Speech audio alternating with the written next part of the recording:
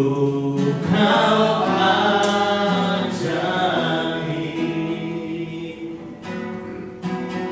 Tuhan Kau sungguh besar, karyamu sungguh ajaib, tiada hentinya ku mengagumi, sungguh Kau ajaib. Ku mau selalu bersyukur kepadamu, Tuhan. Anugerah-Mu mempesonaku,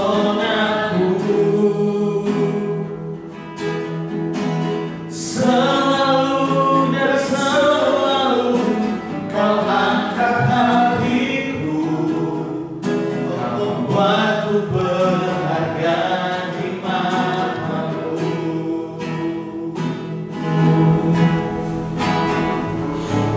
Terima kasih Yesus, terima kasih Tuhan. Terima kasih atas kesempatan dan kerendahan Kau beri bagi kami di sore hari ini ya Bapa. Mari ya Tuhan, Kau hadir di tempat ini, Kau hadir di setiap hati kami. Kami mau memuji dan memuliakan nama-Mu di sore hari ini Tuhan. Biar Kau disenangkan dalam sujud pujian dan penyembahan kami di sore hari ini. Amin. Kami bawa hidup kami sebagai persembahan yang hidup, yang kudus, dan yang berkenan kepada-Mu Tuhan. Berapapun kami yang hadir di sore hari ini Tuhan, biarlah Kau melihat kerinduan kami dan Kau memurnikan setiap motivasi hati kami Tuhan. Biar hanya Engkau yang ditinggikan dan dimuliakan di tempat ini. Terima kasih Yesus, terima kasih. Bapa, urapi setiap kami, urapi setiap hamba-Mu yang akan melayani. Amin. Biar kami menjadi pribadi yang baru, pribadi yang membawa perubahan Tuhan. Ketika kami keluar dari tempat ini, kami menjadi pribadi yang membawa berkat. Terpuji nama Tuhan. Kami buka ibadah kami di sore hari ini di dalam nama Bapa, Putra dan Roh Kudus. Di dalam nama Yesus kami berdoa. Haleluya. Amin. Selanjutnya kita akan mendengarkan kebenaran firman Tuhan. Mari kita siapkan hati kita. Ketika firman itu disampaikan, dia menjadi rema dan menjadi benih yang subur, ya. Dan benih yang subur itu boleh bertumbuh, dia berbuah dan menghasilkan buah-buah yang manis dan lagi yang bisa dinikmati oleh setiap orang yang bertemu dengan kita. Mari kita berdoa. Tuhan Yesus, kami akan dengar firman-Mu. Mari Engkau menolong kami, memberkati kami supaya kami boleh dapat menangkap pesan Tuhan yang akan menolong kami untuk kami boleh jalani hidup ini.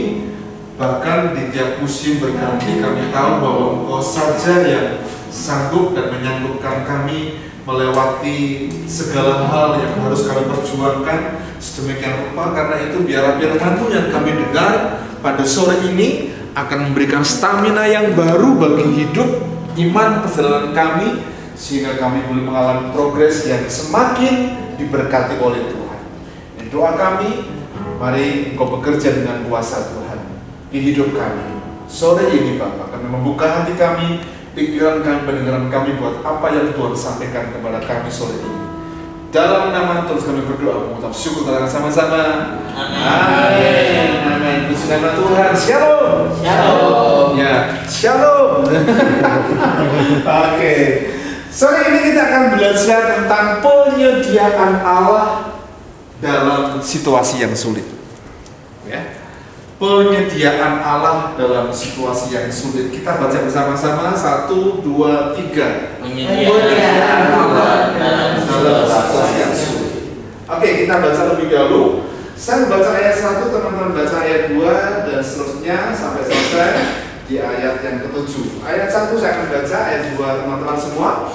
Salah seorang dari istri-istri para nabi mengadukan halnya kepada Kaisar sambil berseru, "Hambamu suamiku sudah mati, dan engkau ini tahu bahwa hambamu ini takut akan Tuhan. Tetapi sekarang pergilah pergi. Hutang sudah datang untuk mengambil kedua orang anakku menjadi budaknya." Ayat yang kedua.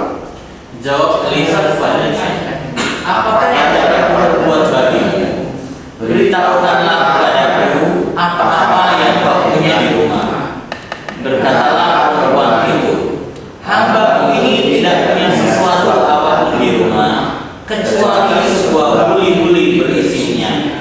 Lalu berkatalah Elisa, "Pergilah, mintalah bejana-bejana dari luar daripada segala tanggamu, bejana-bejana kosong, tetapi jangan terlalu sedikit."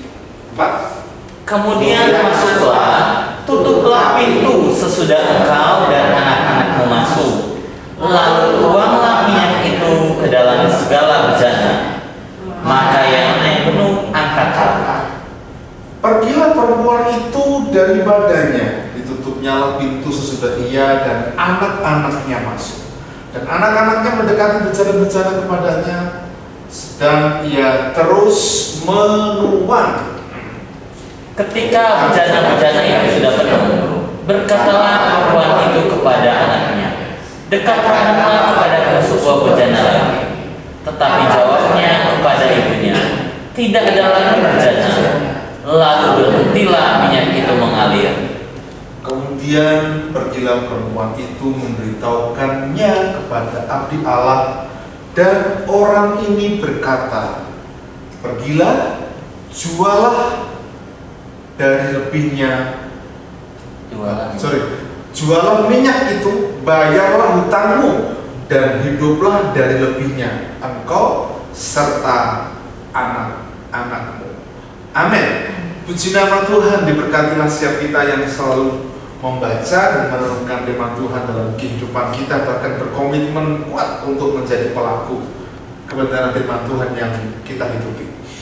Nah, kalau bicara tentang sesuatu yang sulit, memang hari-hari ini kalau kita mau jujur, ya, baik masuk COVID ataupun pasca COVID, ya, semua orang sedang diperhadapkan dalam situasi yang tidak mudah, situasi yang sulit. Situasi yang sulit itu bicara tentang mungkin dalam pekerjaan yang kita lakukan nggak mengalami progres yang signifikan. Mungkin sementara pekerjaan yang kita lakukan itu nggak mengalami progres, kita ada banyak kebutuhan pengeluaran yang kita harus keluarkan.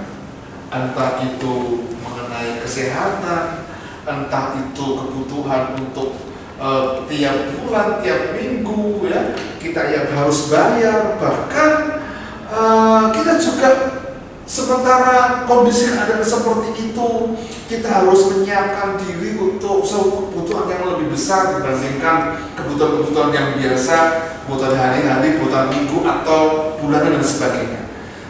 Itu situasi yang sulit, dan semua orang kalau bicara situasi yang sulit, semua orang pernah mengalaminya, gitu ya. Kesulitan yang kita alami mungkin berbeda. Kalau melihat Pak Denny yang ganteng begini, mungkin orang berkata, "Oh, Pak Denny gak pernah mengalami sulit-sulit." Mungkin, gitu ya. Karena Pak Salam Sinawang, ya. Kalau Anda melihat saya mungkin, "Oh, Pak yang ini pendeta yang gak pernah mengalami kesulitan." Enggak juga, ya. Tapi semua orang pernah mengalami, cuman frekuensi, intensitas kesulitan itu yang kadang-kala berbeda, ya. Tapi yang jelas ketika kesulitan itu muncul, diizinkan kita alami, diperhadapkan kepada kita, sebetulnya ada maksud dan rencana Tuhan yang Tuhan inginkan dalam kehidupan kita. Apakah maksud itu kalau kesulitan itu bicara tentang keuangan, kita perlu mengelola, memanage keuangan dengan baik? Apakah itu kesulitan dengan pekerjaan kita sehingga tidak ada income yang masuk, Ya kita perlu bekerja keras dan sebagainya, cari peluang, mungkin jemput bolanya gitu ya. Jangan menunggu bola sementara sekarang ini dalam kondisi keadaan yang tidak mudah. Gitu. Nah, itu cara. Gitu. Nah, kalau kita perhatikan bacaan kita sore ini adalah seorang ibu janda. Dalam benak pemikiran kita, apa yang menjadi kesulitan seorang ibu? Bukan hanya dibaca ini, kalau ini bicara secara umum. Ibu janda. Kesulitan yang sedang dialami kira-kira apa? Kesepian? Betul kan? Kesepian enggak? Betul Pak Dani? Enggak ada suaminya dong meninggal. Tapi kan ada anak-anak. Tapi wanita itu hebat loh, walaupun ditinggal suaminya biasanya jarang sekali kita temukan wanita-wanita yang cepat menikah. Atau enggak pria yang kemudian tinggal mati istrinya yang kuburannya masih teles gitu ya katanya, dan menikah gitu. Oh ada, bahkan banyak gitu ya banyak gitu. Apalagi kalau usianya masih muda gitu. Ya orang tua aja ada gitu, apalagi yang muda gitu ya. Nah, bayangan kita mungkin tentang itu janda kesepian ya. Tapi bacaan kita sore ini seorang ibu, seorang janda, tulang punggung dalam keluarganya itu sudah tidak ada lagi karena suaminya meninggal. Alkitab mengatakan dia seorang istri hamba Tuhan, dia seorang istri nabi gitu ya. Dan nabi ini adalah takut akan Tuhan. Dan Elisa itu didatangi lapor kepada janda ini, lapor kepada Elisa. Dia ngomong, aku ini ditinggal mati sekarang ini janda. Sementara aku sudah mengalami kesulitan. Lihat sebentar lagi ada debt collector, ada penagih hutang yang datang menagih. Aku gak punya uang sama sekali. Kalau aku gak punya uang berarti 2 anak pasti diambil untuk sebagai jaminan gitu ya.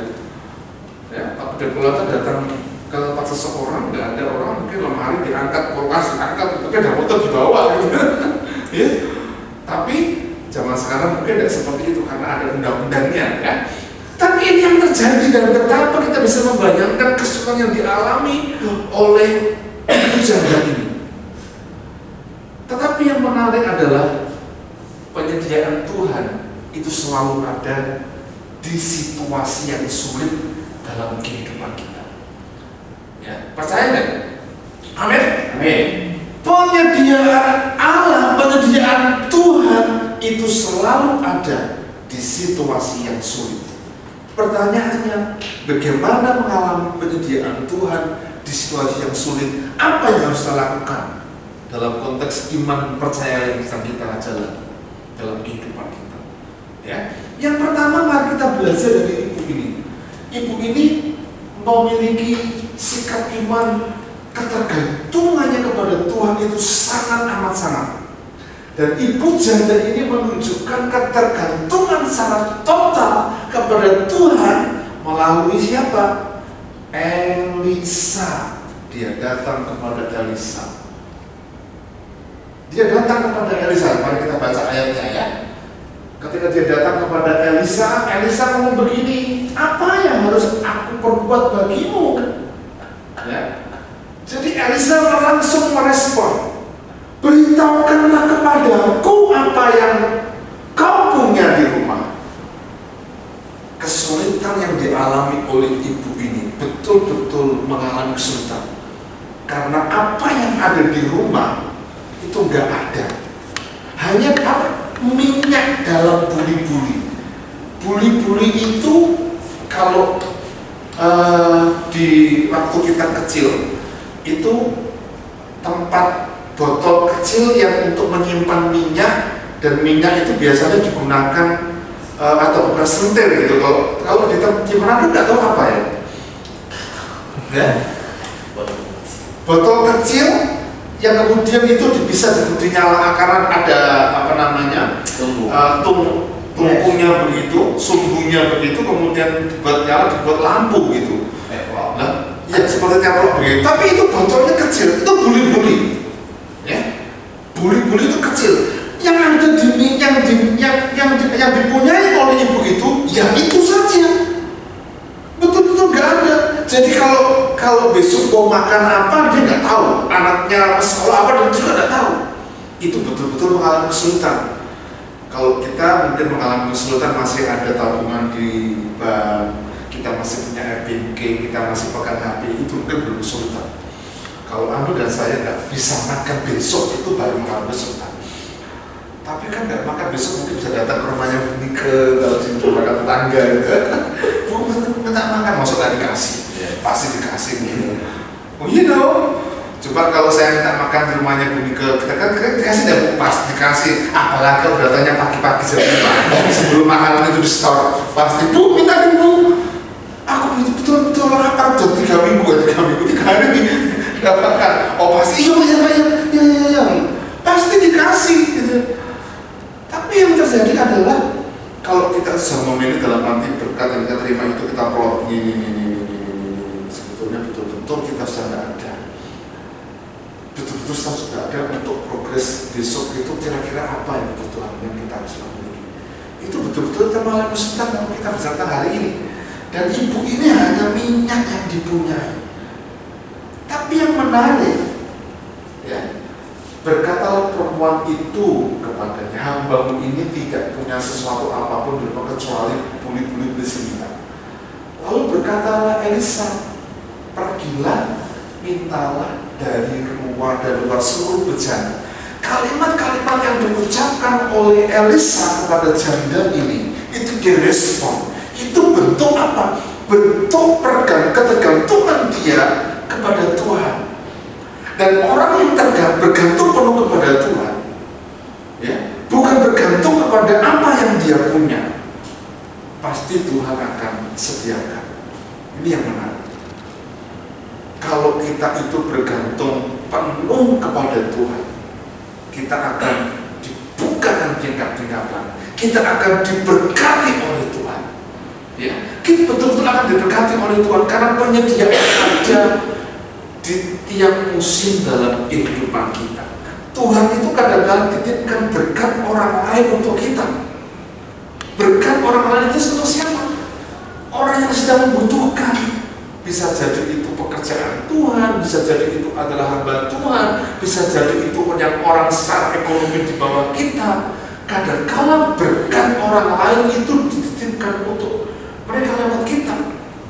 Karena itu ketika berkat yang penyediaan Tuhan terjadi buat kehidupan kita, ada sesuatu yang Tuhan titipkan buat kita untuk kita sampaikan kepada mereka jadi berkat. Nah, teman-teman yang saya kasihi, hari ini penyediaan Tuhan terjadi buat kehidupan kita barang siapa yang mau bergantung penuh kepada Tuhan. Yang kedua, mari kita belajar dari janda ini.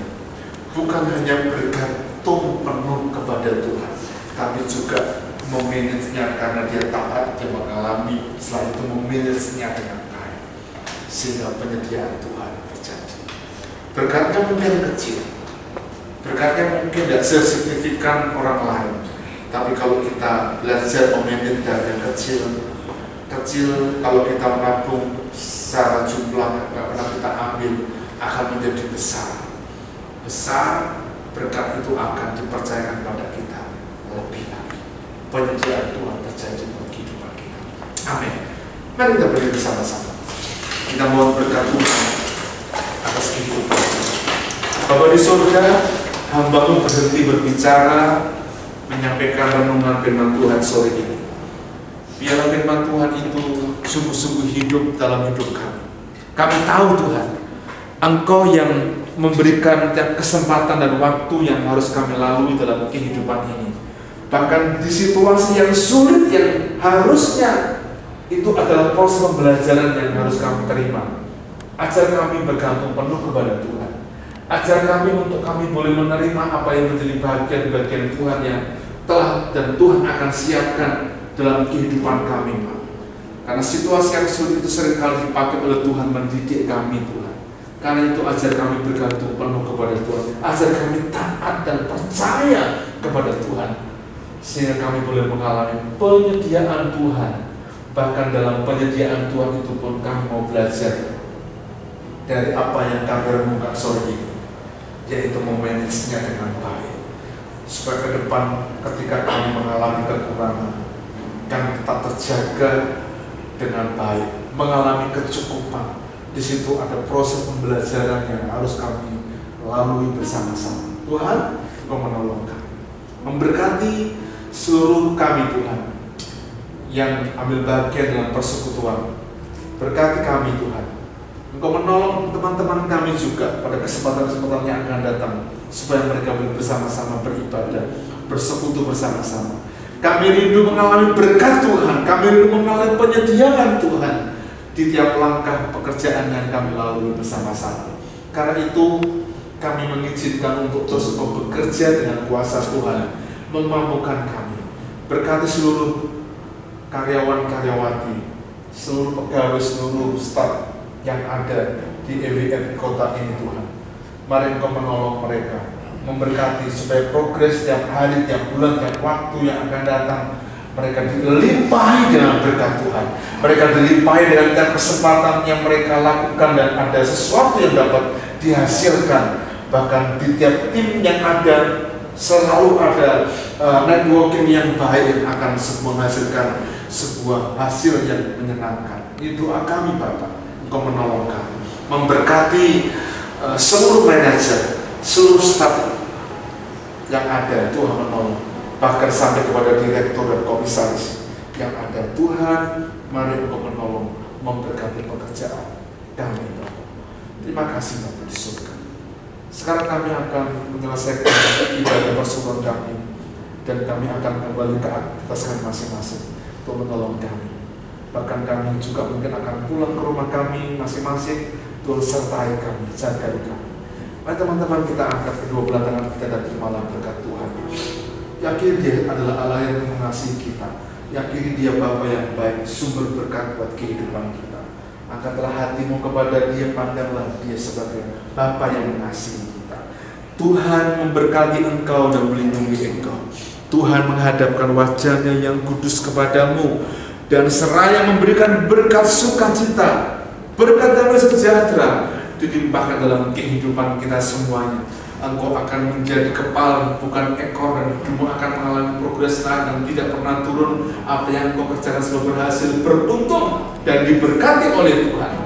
Bahkan berkat-berkat Tuhan yang kita terima itu adalah berkat-berkat yang seperti pohon yang ditanam di tepi harus menghasilkan buah.